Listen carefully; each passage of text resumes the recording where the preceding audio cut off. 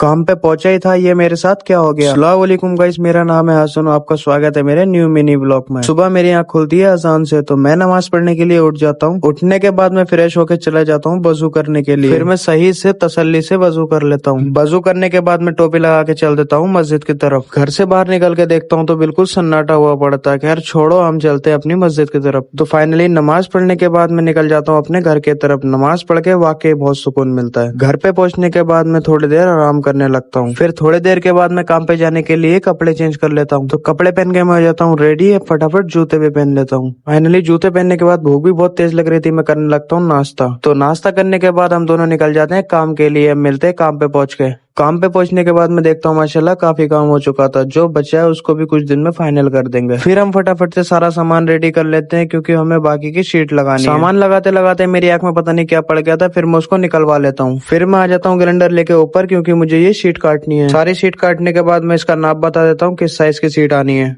Sheet कटने के बाद आ जाती है, तो फटाफट से मैं इसको ले आता हूँ इसकी पोजीशन। फिर इसको सही से सेट करने के बाद इसमें मार देता हूँ पेच। पेच लगाते टाइम सही से उसको टाइट कर देता हूँ ताकि वो ढीले ना रहे। फिर क्या, लाइट भाग जाती है, तो लाइट के इंतजार करते करते आज धूप भी बहुत तेज पड़ रही थी, तो गर्मी लगने लगी थी, तो मैं इसलिए आ जाता हूँ इस साइड की छाई में। अब क्या करे भाई, कभी कभी थोड़ी बहुत छाई मिल जाती है, क्योंकि पूरा दिन हमें धूप में ही रहना होता है। फिर क्या, लाइट तो आने से रही, तो सामान रख के हम लोग निकल जाते हैं घर। ये मशीन भी खराब हो चुकी थी, तो इसको दुकान पे रिपेयरिंग के लिए देते हुए निकल जाते हैं। फिर घर पहुंचने के बाद मैं नहा के जोहर की नमाज अदा कर लेता हूँ। जमात तो मेरी निकल गई थी, तो मैं इसीलिए घर में ही नमाज अदा कर लेता हूँ। और वैसे भी काम के साथ साथ नमाज भी बहुत जरूरी है। ये मिनी ब्लॉग आपको कैसा लगा कमेंट करके जरूर बताएं, और इसके आगे की वीडियो देखने के लिए मुझे फॉलो कर लो।